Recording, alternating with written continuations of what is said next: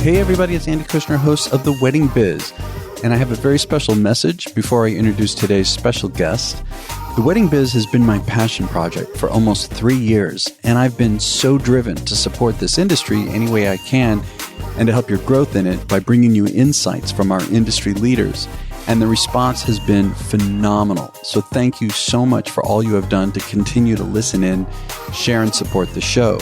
And as the show has grown, so have the opportunities to bring you this great content. However, those opportunities have come at a financial cost.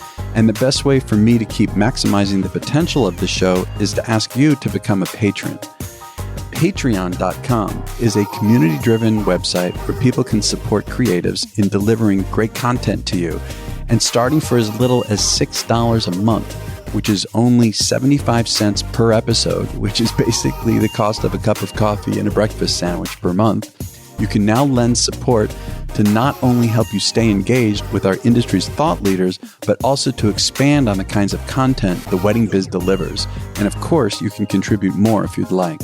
So please go to theweddingbiz.com/Patreon. That's theweddingbiz.com/Patreon. Patreon. There's a link in the show notes too. And not only will you be supporting the show, but you'll also be securing your access to solid, exclusive future content. So thank you.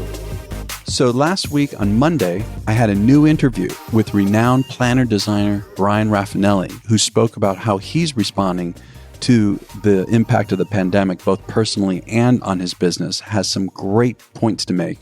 And on Wednesday, I had consultant with the Business of Being Creative, Sean Lowe, who had some strong suggestions on how we can all deal with the pandemic in terms of our business.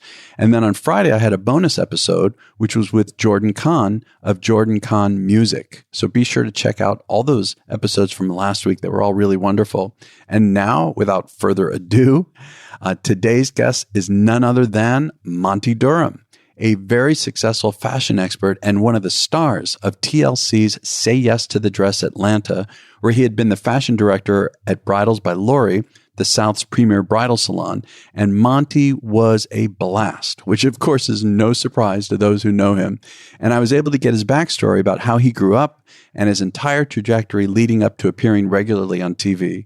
Monte also talks about what's coming up with his career, which is really, really exciting.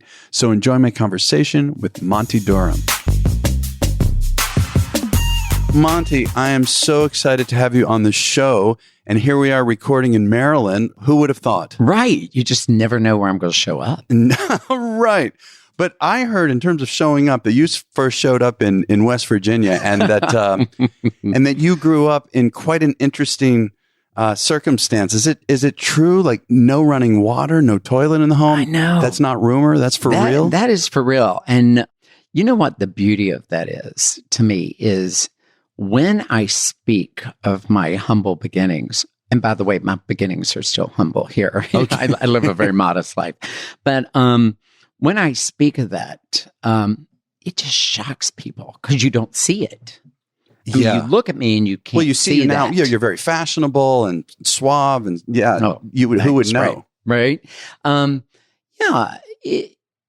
know, when you're growing up and you're surrounded by family and friends, you don't know there's anything different, right? Because we're all in the same boat. It's all we know, right? That's all we know. Yeah. And I was loved, protected, and fed. So, you know, that I had a good upbringing. It's just that I had to go out back to go to the bathroom and had an outhouse. I mean, basically an outhouse, right? Incredible. And you know what is frightening about that for me is at night.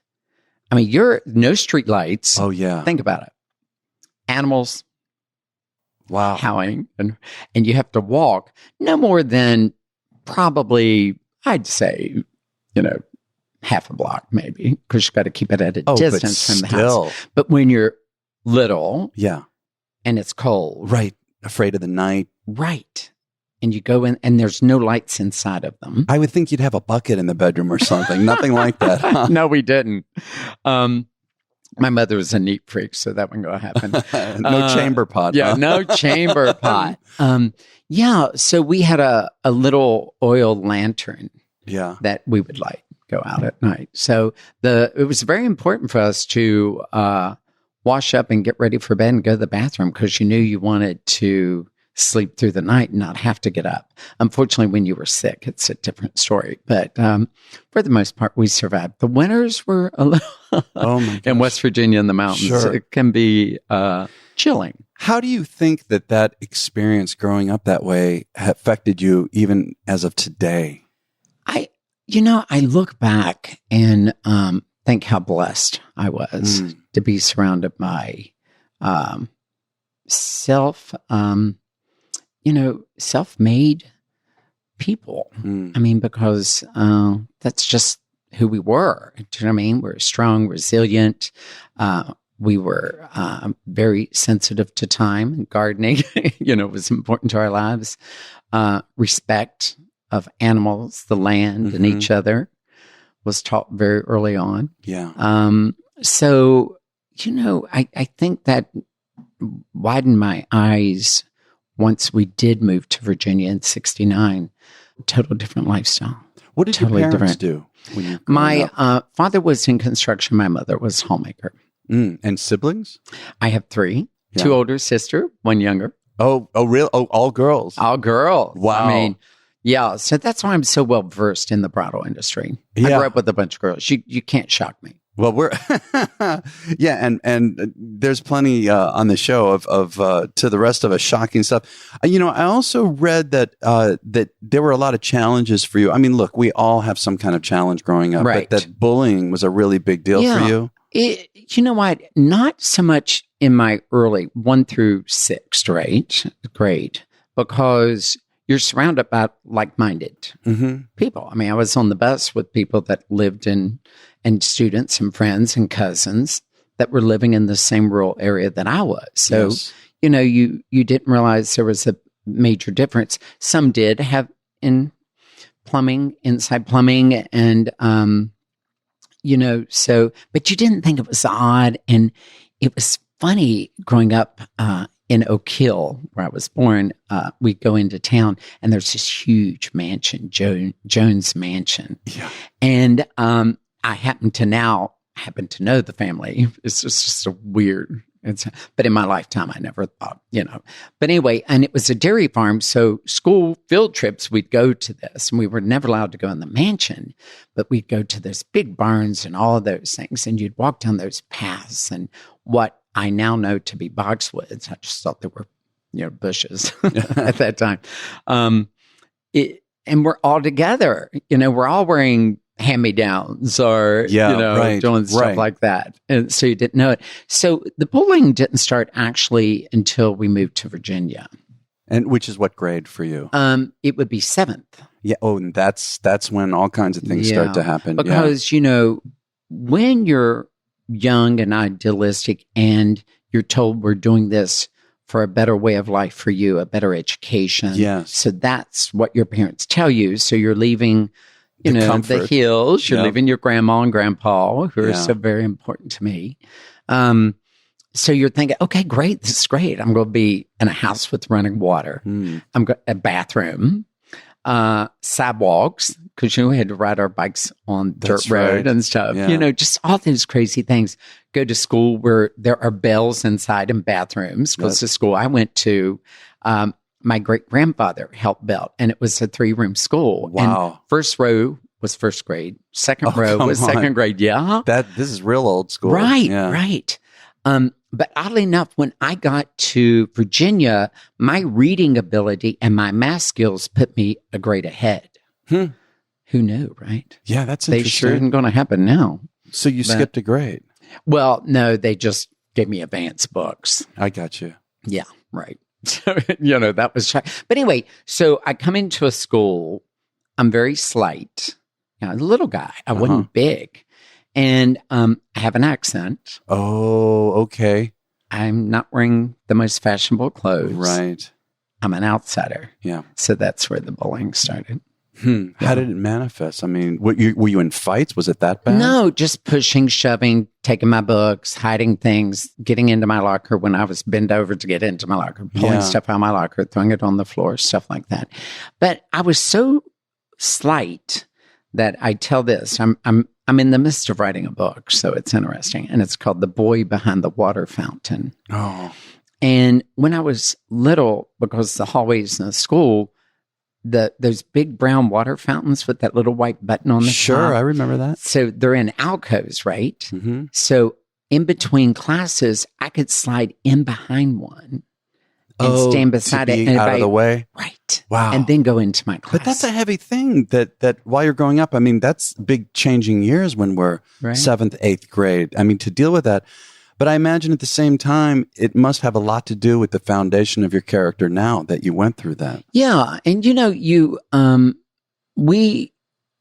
most, I think, kids are taught to be resilient and to navigate, difficulties. And whether that be a bad speller, which I am as well. Yeah.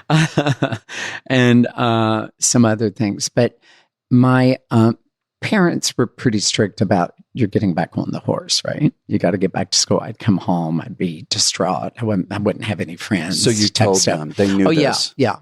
And some teachers would try to help me. But it was rampant. It's the way it was. And you're saying your parents were basically saying, you're just going to have to deal with this, that kind of a response? They would try to make sense of it for me, try to explain to me why it was happening. But, it's hard when you're young. So, during your growing years, junior high school, Yep.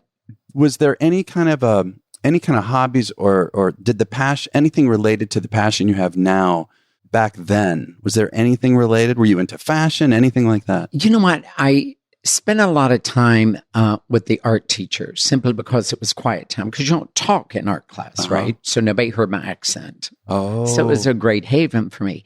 Also the choir. So I joined the choir because guess what? You wear a robe so nobody can see that my clothes aren't fashionable. Geez, Monte, like every aspect of your life then was all about that, it seemed. Yeah. Having to hide yourself. Right.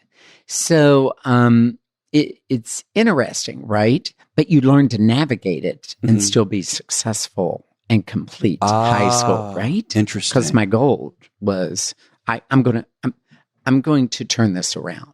I was driven. You had this inner strength and you're dealing with it. I was just like, this ain't going to bring me down. And so you make friends in choir, because I was slighter, thinner.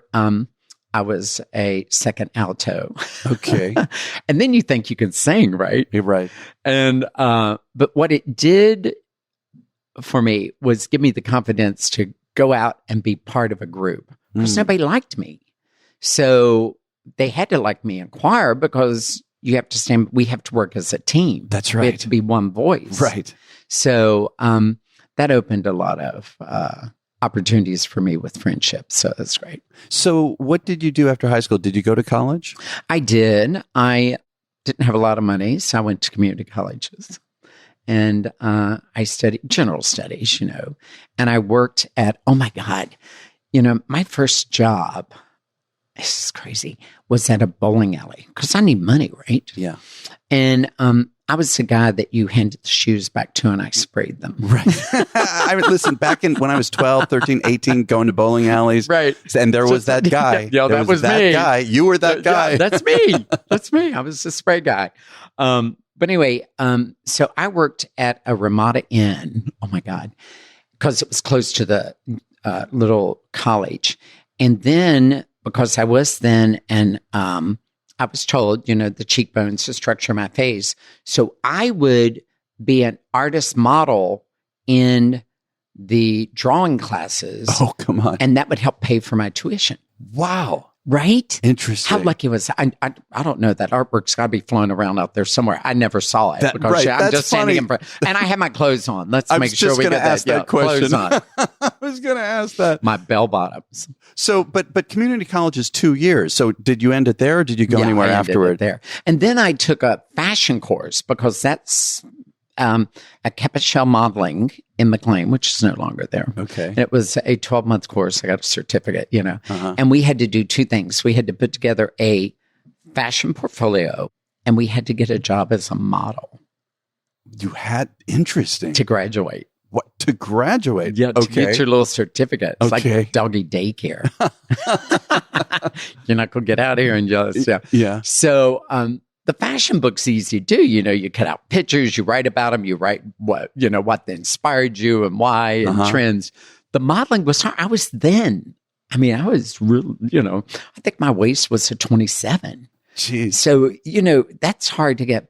But the Heck Company needed models in their windows. Okay. Because this is when mannequin modeling was big. Oh, come on. And so you're kidding. In the windows, you would stand there, pose for basically. 10 minutes. Yeah. And then you change.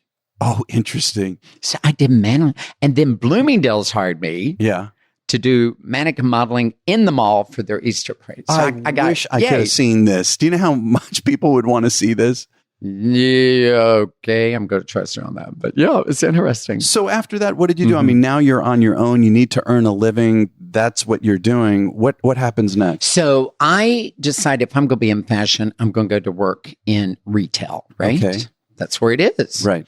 So I went to work for a retail store here locally because we're in Virginia now. And I got interested in what was then called display. Mm-hmm. You decorate the store for Christmas, the holidays, you dress the mannequins in fashion. That's right. So that was a big leap for me. So I did that for probably pretty much all through my 20s. Oh, that long? Yeah. I graduated at 17 because my birthday's in September. Feel free to send gifts. and then I moved to Denver for a little bit in the 80s. Okay. So why did you move to Denver? Just new experience. That's pretty new. I mean, the mountains. My sister moved Colorado. Out there, right? My sister moved out there. She was out there, and I went out there and I drove. She flew out. I drove her and her son back. Mm-hmm. And then I just stayed. I never came home. But when I was here in D.C., I was doing window dressing at the time, is what it was called. And then we used to get on the train to New York City on Friday night because we had the weekends off. And this is, so everyone knows, it's like a 3.5 hour, 4 hour train ride. Into New York. And we would go stand outside of Studio 54. Oh, come on. During its heyday? And I got in every time. I've got the 3 outfits still that I wore to Studio 54. That's great. Yeah. So you saw, what was that like? I mean, there's so many movies and TV shows about it. You learn very quickly not to go up to the balcony. So that was a good trick. There was a lot of interesting things going up there.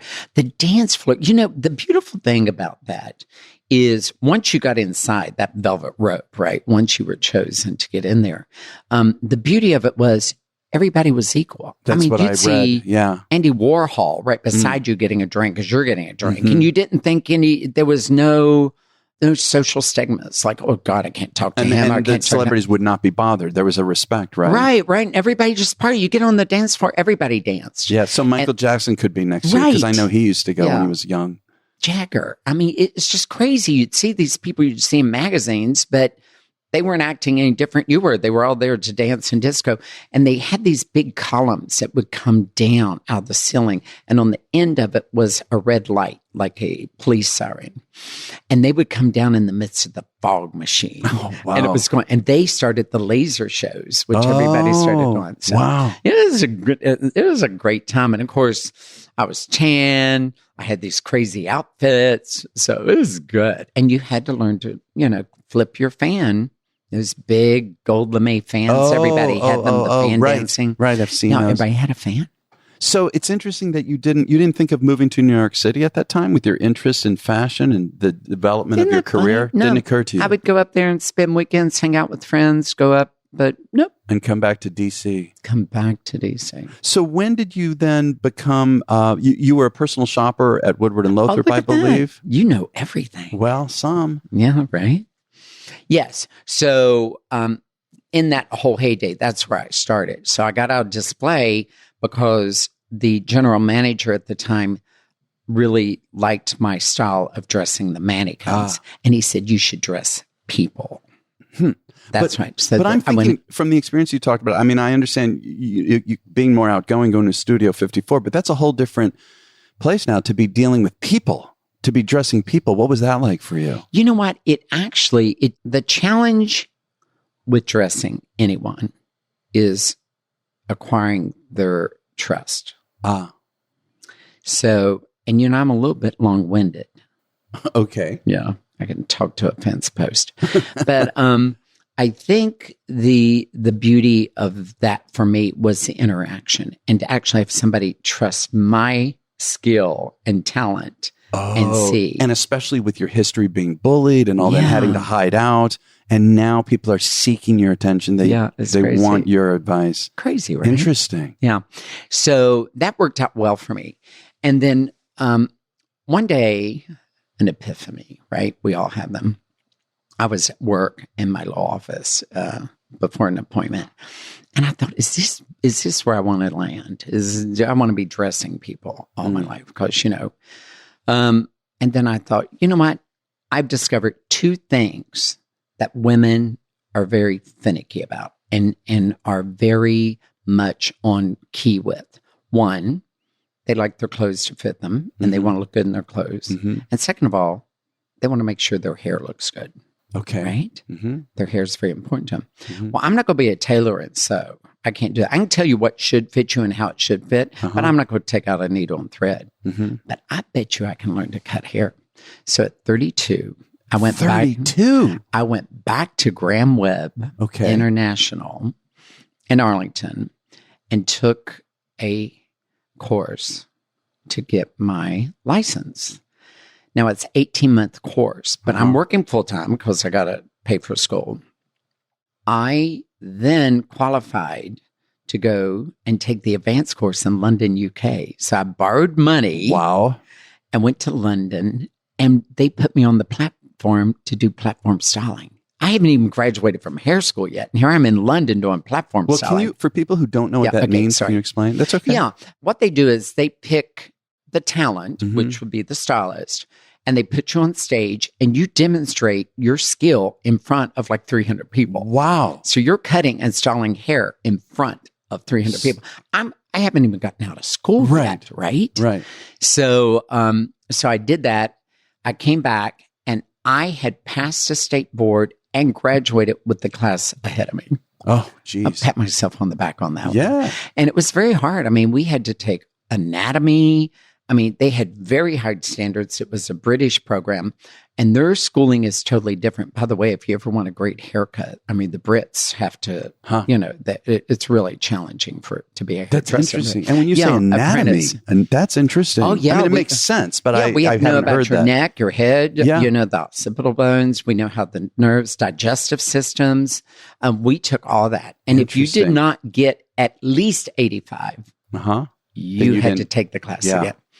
And, I came out and went to work at the Red Door, Elizabeth Arden. Sure. And a good friend of mine hired me as a hairdresser. And then became the manager and then an artistic director and then the culture director for the company. What does cultural director mean? I would go around to each store when it was being open and I would be the one to set the tone for the culture, how we greeted the guests. Oh, interesting. How we rolled our towels, how we placed our stuff on the station, our menu services. You're establishing the brand. Yes. So, but it was interesting. Not that I'm the most talented hairstylist out there, but in the Red Door, I always wore a suit. It's just, it's just kind of what I wore. But that wasn't typical. No. So people would see me and go, well, I want him to cut my hair right. Because I never got dirt on me or I never got color because going to school in London, they put you in a white room. Yeah. And they brought in a client that needed color. They put you in a white cape. They put a white robe on her. Interesting. And if you got color anywhere, but on the site of application, you got demerit.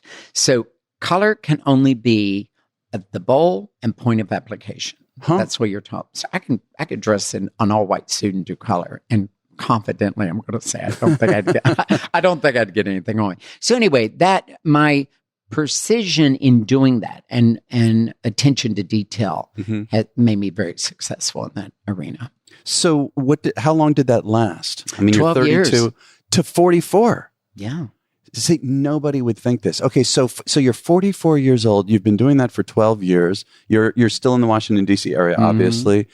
What happens next? So Priscilla Boston is next door to the shop. Wedding dress, historical, White House weddings. I'm all about the White House and the history.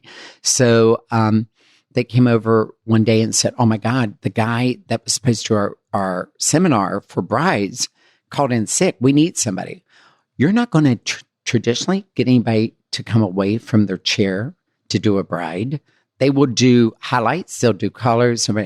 Brides can be challenging in a salon, meaning that you're looking at yourself. You're not in your wedding dress. You're not all put together, and you're looking at your hair in an updo without all your makeup on. Gotcha. And do you know what I mean? And it's challenging. It's hard to put it in perspective. Right. And so they're not being difficult. They're just trying to process how they're going to look on their wedding day. So it can be time consuming. It's the biggest thing. So I couldn't get anybody to go. So I'm like, I went over. Oh my God, the following week I was booked with all these brides, right?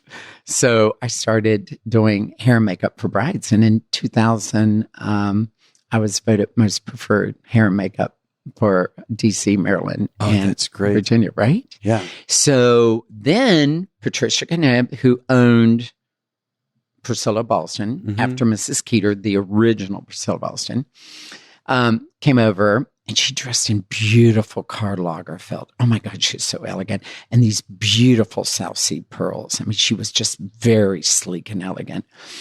And I would cut her hair and just very classic bob. My favorite, because my affection for Jackie Kennedy. So I can do a bob blindfolded. But anyway, she goes, "Monty, I want you to come and start doing trunk shows for me." I go, "No, I don't think about it." She goes, "You come from a fashion background. You're now doing hair and makeup. It's perfect. Come over and sell wedding gowns. You do the bride." Yeah. They get the whole package. So she talked me into it. I started doing trunk shows. Priscilla Boston sold to David's. Then another designer asked me to be her image director. And I took on that job and met Lori Allen. Wow. In New York at a bridal show. Oh, interesting. And we became very fast and close friends. I tell the story all the time. She comes in, I'm the director, and she comes in the suite. We're getting ready to have our show. And I say, "Miss Allen, please take your seat. We're getting ready to have the show." And she goes, "Who are you?" And she's looking me up and down, right? I'm like, "Well, I'm the image director for the company." She goes, "Where'd you come from?" She's like grilling me. I go, "Miss Allen, we really need you to take your seat so we can start the show." So she looks at me and she goes, "You will be in my store next week." Wow. So I go in the back and I go, I don't know Lori. And I'm like, I don't know who this bossy blonde is, but I make my own schedule. I know what I'm doing. This is my gig. It's not like you're 22 years old either. I was in her store next week. You were. Why? Why did you do that? Well, two things. She is definitely, without a question, the biggest store in the Southeast. So, you that tip your hat there. And the fact I wanted to see her operation. I mean, 2,800 square feet. That's unheard of in bridal salon, right? So curiosity got me too. So we became fast friends. Fast forward through all that, I started and opened a little tiny hair salon. Bam, we moved forward. In West Virginia, I bought a house down there. I'm going to ease out of this bridal thing. I'm going to work in my hair salon, open a few more, and I'm coasting. Lori calls me up one day. I'm still doing a little bit of trunk show work.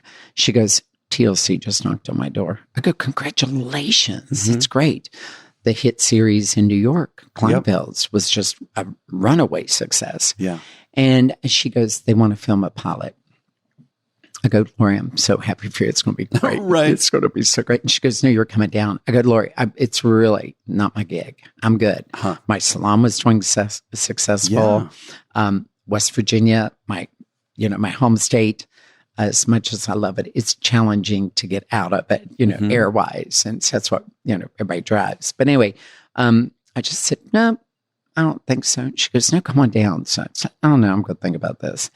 So she calls me up a day later and says, "All right, come on down. They've got a date on us." And I go, "Lori, I really don't think this is something I want to do. But, I support you in whatever you're doing. It's just kind of I'm good where I am. Right. And she said, get your ass down here tomorrow. So she goes, what's going to hurt? If it doesn't work out, we're going to film. We'll have a good time. It'll be a great experience. And we're good. We'll just chalk it up to experience. So I said, okay, I'm coming. So I went down and, I look at some of those old shows and it's so funny because, we're green. We don't know where to look. We don't, we're not TV actors. That's right. Remember? So you look at them and it was nerve-wracking because they're telling you to be normal and act normal and they got a camera in your face and there's 3 cameras following you and your might and, so it took a while to ease into that. Well, and they certainly want, got to have some kind of tension created in the show. So were they giving you some instructions to create some drama? The beauty of Southerners, it's built in. Okay, so the tension, the drama was there. Well, yeah, but if you're with the Southern family, it's just going to happen. I mean, your mother's going to say, "There ain't no way in hell you're going to walk down the aisle wearing that, honey." I mean, It's just what we are, right? So yeah, but it was odd. I look back at it and I think we would say, "Do you like that dress? Would you like to try on another dress?" Yeah, that's funny. The fitting room is over there. And now we're like, look, honey, there ain't no sense beating a dead horse. Take the damn thing off and let's look for something else. Right. We're just totally different. Right. So obviously the show got picked up for a season. It did. Because the way it goes, they don't just pick up several seasons. No. Now it's one season. You're see how it goes. See if it's going to be picked up. I know from my brother is very involved in this stuff. Right. So how did that go? So the season is going along. I imagine you're starting to kind of find your voice in a sense, right? Mm-hmm. And then you get the news that it's being re-upped. How did you feel at that time? Oh my God. When we first started filming, we were filming 2 brides a day. And then when we got picked up the second time, we're like, wow. And I think part of the success, Jen Hoback, who is our executive producer, truly let Lori and I be who we are. She did not prompt us. We were not given any information about these brides. So when we reacted to knowing you as we met you. Yeah. Not you're knowing you from a brief on you. Mm-hmm. So we know nothing. We're sequestered. And then they bring us something just so it's in the middle of this. Right. I know. And so we're scrambling. Yeah. And I think that was part of the success. And Lori and I are just going like, what the hell are we going to do now? I mean, my God, And, we were running rampant trying to fulfill these brides' needs as we always do. Uh-huh. And we always have the bride's back. I mean, that's what you do when you open a bridal store.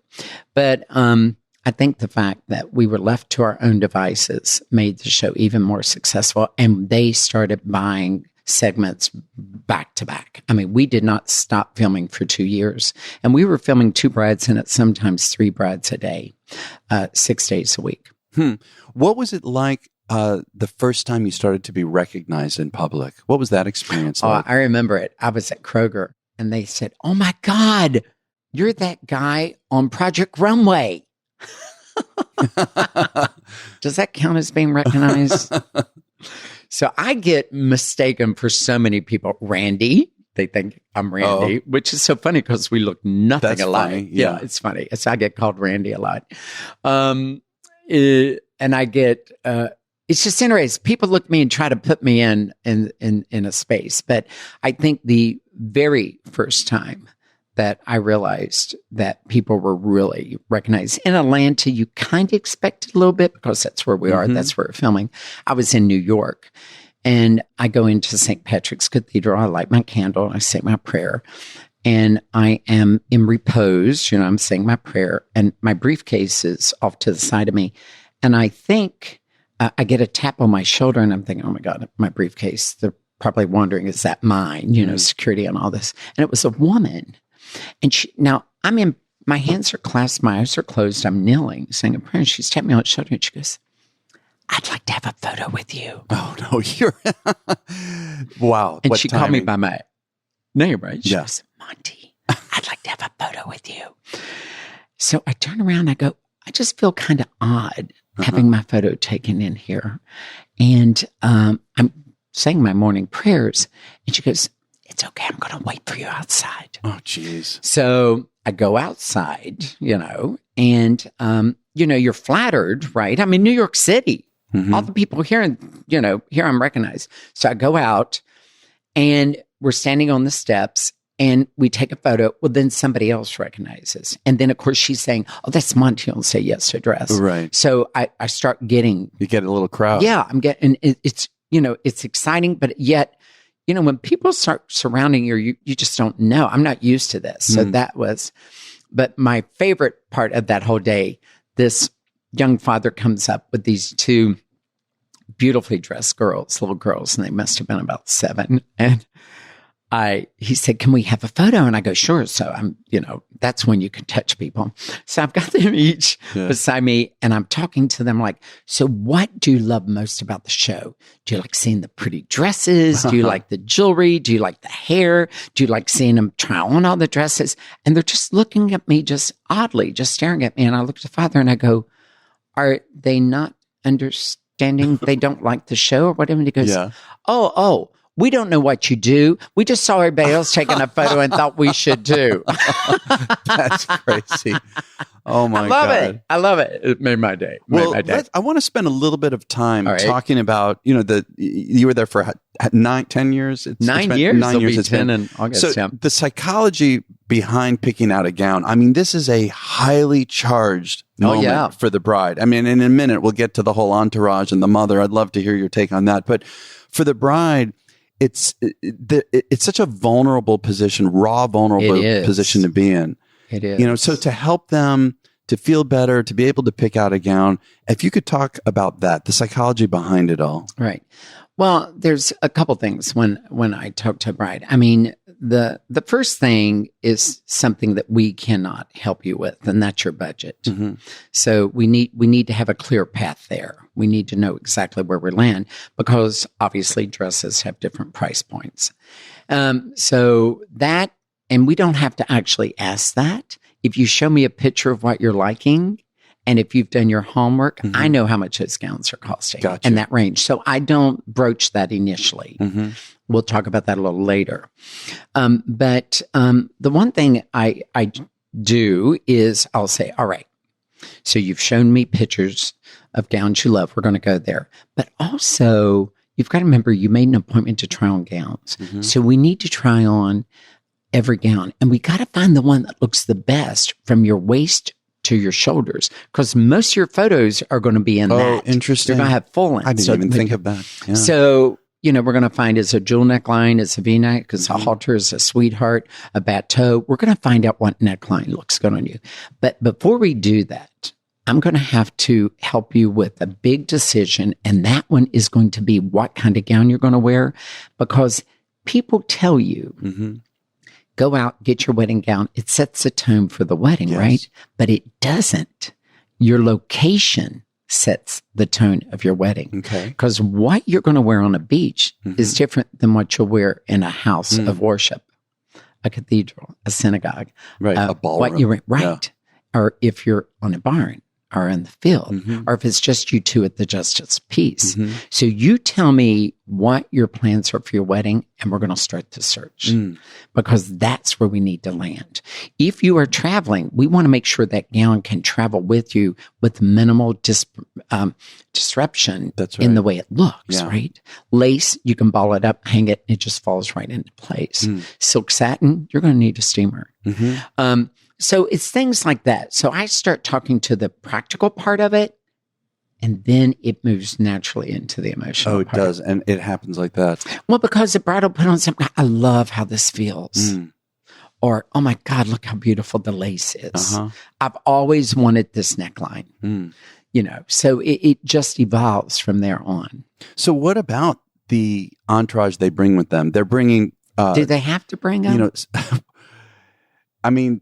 What do you recommend? Don't most people come with somebody? Like they do. So I tell you, the trend to bring in everybody, your future mother-in-law, because she only has boys and all that stuff. If your mother is still with you, unfortunately, mine passed this year. So, but if your mother or your grandmother or somebody that has just been such a candle in the window for you, let them have that honor. And what you can do for yourself and for the peace of mind of shopping, maybe don't come in on a Saturday. Call the salon and see what's your late night, because you got to get for it, right? So maybe Thursday's your late night. And you grab your mom, your gram, whoever's so important to you, and you say, come on, we're going to go shopping. And just the two of you, you're in a salon. It's not going to be that busy. Yeah. You'll feel a little more comfortable. You won't feel pressured. You won't be looking at what other brides are wearing and trying on. So it's a great time to bond, not only with who you brought with you, but with the experience of trying on a wedding gown. I love that perspective, that the chance to bond. Yeah, that is a really special moment. Right. But what happens when, I mean, I've seen several of the shows, there's so much conflict, differing of opinion. And it's funny, Monte, because I see your face, Lori's face when you come in, and I'm imagining, what is he thinking? Oh, yeah. Well, what y'all don't see is me taking my mic off and walking off set going, y'all deal with that, I'm not. Well, you look at some things, you just go, well, this is going to hell in a handbasket. Yeah. You can see it. And we do try to temper the entourage. But you know what? Some people are very headstrong. And trust me when I tell you, that is not acting out in any other way than how they act. We are not encouraging it. We are not, first of all, expecting it. But no, that's totally on them. And we remind everyone the focus here is to say yes to a dress, right? Yes. And on that pathway to that, there is going to be anger, there's going to be laughter, there's going to be tears, and hopefully there's going to be a yes.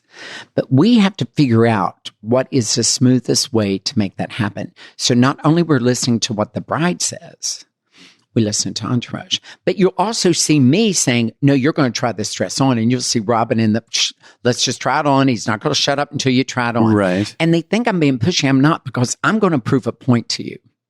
Listen to me. I'm going to put a point to you, and I'm going to show you why you tried that on. Doesn't it feel great on the inside? Right. So that they can for themselves. Right. Yeah. This dress is lined with 100% silk, a little different than the one you just took off. That's why you're trying it on. Or this dress has a hidden zipper with covered buttons. Try them on. There's a method to my madness. But what about the method of dealing with, like, I imagine when a bride, you can tell, it looks like she really has found the right dress. Right. But somebody, her mother, her sister, best friend, says, I don't think so. Right. And for you to in a sense, manipulate the situation. Yeah. Well, what we do in it's not always shown in the fitting room when we go back with the bride. We just say, look, this is your decision. We can't make it for you, and they shouldn't be making it for you. If you love this dress, are you strong enough to go out there and look them dead in the eye and say, this is my dress. This is what I want to wear. And this is how I want to look on my wedding day. Yes. And so we give them a little bit of a prep talk. Sometimes it works, and sometimes they get a little bended knee when they get out on that runway, and they can't commit. And we've had brides commit to a dress and call back and say, no, no, I want to switch back to another one. So they may say, no, I'm strong enough, I'm going to do it, and then call back a couple of days later and go, no, I'm going to go with the other one because that's the one mom liked. Oh, geez. It's hard to go against mom. Yeah, I imagine. That can be hard.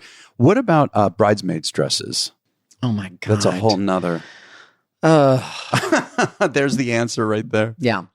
It truly is like opening a box of Skittles. All that color. Oh, yeah. Pick whatever you want, right? And where the problem comes from bridesmaids is the fact that the bride doesn't ride shotgun anymore. In the day, you would just be like, everybody's going to wear yellow. Here's the dress. Put it on. I'll see you at the church at 3 p.m, right? That's not the case. The brides are trying to be obliging to this entourage. And they're like, I want them to wear it again. Newsflash, it's not happening because the entourage is part of your entourage, which means they're all friends. And when they wear it again, they're going to go, oh, that's the dress you wore to Julie's wedding. Oh, you just cut it off. Nice try. Yeah. So forget that. Just throw that out the window. And they also are like, I want you to pick the style that looks best for you. Okay, I get that. I think that's great. Some look good with coverage, some want sweetheart, some want, I can deal with that. What brides forget when they're doing that is every designer has a color. So this may be blue for one, that may be, sky blue for the other, that may be navy, that may be. So when you say just find a blue dress, and they all go pick one individually in that group. Yeah. And they're all from different designers. Yes. We got to find a designer you like. Then pick the blue, because then the blues are all going to match. I can't imagine bringing them all together in one place. No, it's challenging. And they get opinionated, and rightly so. They got to buy gifts. Yeah. They got to travel. They got to buy a dress they're not going to wear again. They want to feel good too. And you're marrying before I do. Okay. Do you know what I mean? There's a lot emotional here. There's a lot, yeah. You're the youngest girl in the family and you're marrying first. That's not going to go over good. Wow. So how do you feel about color? I mean, these days, people really want to be different, right? It's no longer traditional. I mean, I understand, sure, there are people that come in and they want to be traditional. Right. But how do you feel about color? I think it's, I encourage it a lot, especially for the second time round, third time. There's going to be a lot we of have that. had fourth.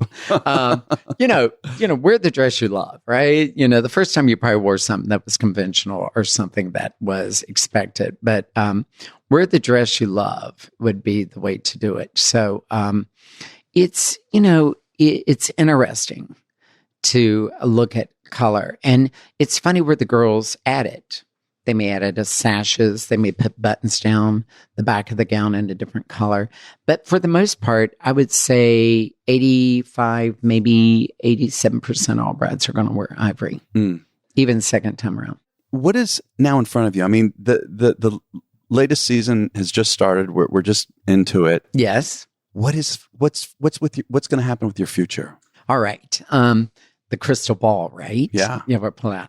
Well, I'm in the midst of opening a hair salon. In Alexandria? Yeah. Virginia? So new built. How exciting is that? It has been challenging to step out from behind the camera, so to speak, and onto the streets as a businessman.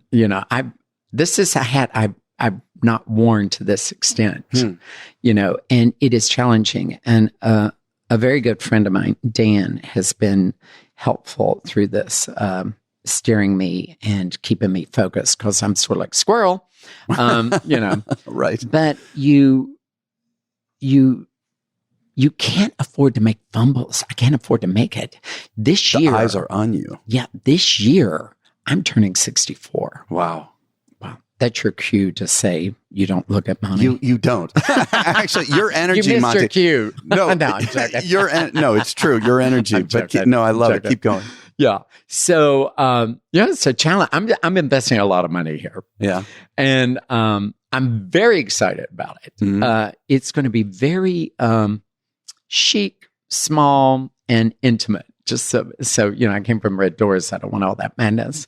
I pulled in some other friends that past acquaintances in the hair salon business, so it's good. So it's been pushed back because current crisis we're dealing with, and I'm good with that. It'll give me a little breathing time. Yeah. But I've hired an incredible architect that it just gets me so well and understands. Wait to see it. I got to come. I got to see this. By all means, I want to see the opening. Means. Yeah. And there will be some. There, of course, there's a portrait of Jackie. Oh, in there. And I was fortunate. A little backstory on this portrait.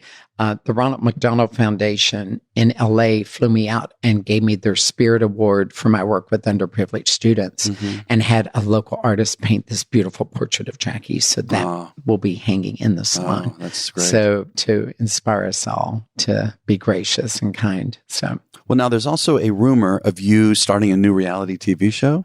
Oh my God, yes. I keep forgetting that's out there because put that on the back burner along with the book. But it is not a rumor. Is there anything you can say? There is. I can say a few things. Contracts have been signed. That's big. Yeah. Yeah. Good. Congratulations on that. Right. That's Thank a big you. step. It's a huge step. We're waiting to get the salon in a position and get people in position. People have been interviewed by it's Ann Roberts Media out of LA. I can speak to that. There was a press release on that. All right. So we every 2 weeks we do a conference call and talk about updates and where we want to be. They want it organic as it naturally be. I have hired a director of social events that will handle all those things I get asked to do inside the salon. So a dear friend, Dan, has decided to take that project on. It's going to be challenging. Yeah. So he's sort of like the concierge of the salon. So people planning weddings or want more than just a shampoo blow dry. Yeah. We'll go through him and we'll figure out how to time that. Interesting. And, Carla, a dear friend of mine, will be the director of salons, and she's been in salon business forever and knows everybody. She's got a great memory for names, which I don't share. These 5 individuals that I have pegged so far have been interviewed and not given any roles or anything. They're just trying to get a feel for how they know me, why we know things. I have been compared to Miranda on Devil Wears Prada. Oh, really? Oh, this is going to be good. I get. Come on, really? I get called that a little bit. That's interesting. Oh, that's going to make this really spicy. I'm very organized to a degree, to a fault actually, but I'm also very clean. So, Carla, the director of salons, and Dan, over social events, we had a meeting and they're trying to figure out how they can have codes so that they know when I'm coming into salon that every light bulb better be on. There better be no towels hanging over the station or the back of the chair. Yeah, the detail. Yeah, there better be not any hair on the floor around the chairs. Yep. So they're trying to figure out how they can get code words. Wow. To right. He's on his way. You have to have a little earpiece. Got to have earpieces. Yeah. So I'm not quite that bad. I just think everybody deserves a great experience, and you're not going to have it unless everything's reset and fresh for the next client. So that's kind of the way it is. And when do you think this is going to come out? Well, it's getting pushed back due to what's going on building. So I'm thinking now. We were thinking it would be June. So probably into July, August, maybe. Right. And it's in Old Town Alexandria. Yeah. And in conjunction with that, I have a hair care line. Yeah, I was going to ask you Monte hair care products. Yeah. Right. They're going to be available at the salon and coming soon to Amazon from what I understand. They're on Amazon. Oh, they are we got right them now. Up and running. And we bundled a package so that we've got a great price offering on that now. So the hair products I've had for quite some time, actually 6 years. So, and I was selling them at resorts like the Greenbrier and then, of course, the Homestead. So, there's only 5 products. My mission was to get in. I traveled a lot. You don't need a lot of products if you have the right products. So that's the tagline for the products. So M, moisturizing shampoo. O, one-step conditioner. N, natural root lift. Yep. T, taming balm. E, ever hold hairspray. Monte, you get the full Monty. I talk about the full Monty. Wait a minute. You caught me by surprise. Yes, you too. That's great. And you're going to be creating a men's product line, I heard? Boy, you are just you did your homework. Sure. You know everything but my shoe size. I'll tell you that later. Yeah, so I'm working on that. So Ray, because on the show they call me Monty Ray. So the men's line will be Ray, and it's really just clays and pomades. There's 3. So we haven't finalized a trademark on those yet, but they're in production. We got the samples. We've got I think we've gotten the logos on there. So we're just going through the trademark process on those. So hopefully they'll be able to launch as well. And how about a makeup line? You know what? I have looked into that. I've got to get in the salon. It's very small, 825 square feet. Okay. And I have installed what caused a little bit of a scramble for us is I wanted these special shampoo lounges because I feel like a shampoo normally is like putting your head in a guillotine. I just feel like my head drops back, right? So I researched this with a friend and we went through New York. Yeah. Went through all the salons. We tested every shampoo chair, every bowl we could get our hands on. We think we have found the most comfortable in the bowl adjust. And these lounges are a little longer instead of just a chair, instead of something popping up under your foot. So because I added those in, it crunched space. So what I'm saying is I have to look at, and I have interviewed a makeup artist that wants to join and who's very well known in the DC area. I can't share his name yet, but let's just say he's well known. And there's one spot we could do a makeup station. So we have to get in there. So, I love what you're saying about the chair, the bowl. I mean, when I go to get, my hair done, you're right. When you say it's like a guillotine, this is going to kill me now. Every time I go, I'm going to feel like they're about to, because it does I feel look up and I'm like, okay. It's so uncomfortable. I love, and I don't know, it seems so obvious to me. I love that you're taking care of that. Yeah. And the nozzle has 3 volumes on it. Yeah. So we can give you a light rain rinse. Yep. We can give you a heavy rinse if you've had color or if that's what you prefer, or just a normal standard rinse. So I'm looking at that. The towels will be 100% cotton. We looked at Egyptian cotton, but apparently they're too heavy and they don't dry fast enough. So we're looking at a finer grade, but a high grade of cotton. Hair will be cut with Hikari scissors, renowned for their global sharpness and precision.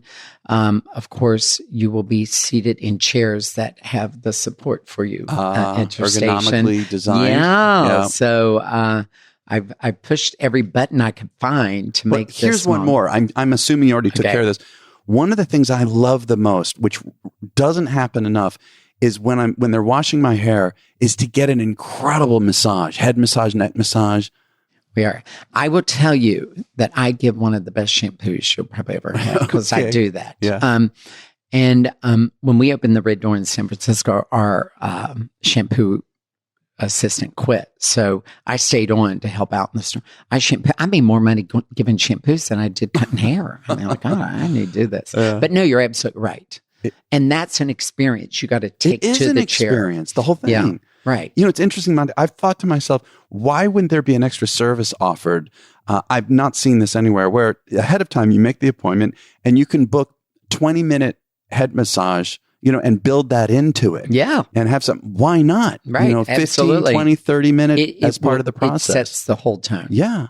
It sets Well, I have one more question before we wrap up. Okay. Yep. How do you view success? I tell you, making my parents and grandparents proud. Oh. Yeah. That's sweet. Yeah. That would be success to me.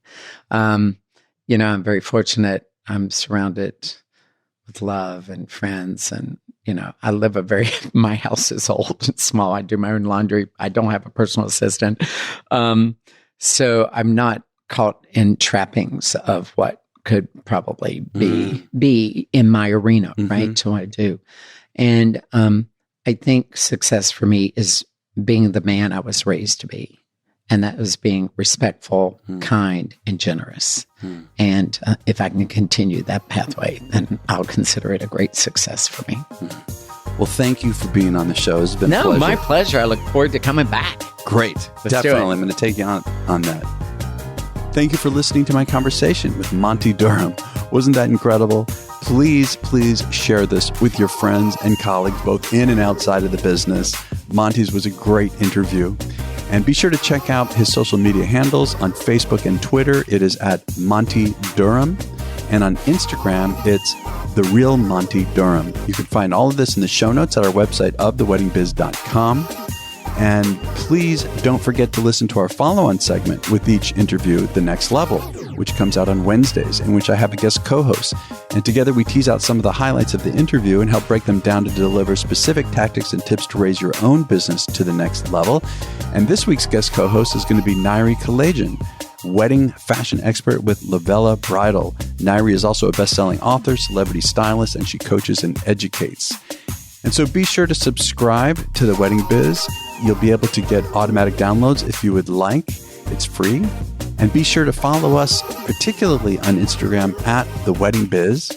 And finally, I want to thank our sponsor, Kushner Entertainment. If you want over-the-top, high-touch experience with music and entertainment, check out KushnerEntertainment.com. And we'll catch you next week on the wedding biz.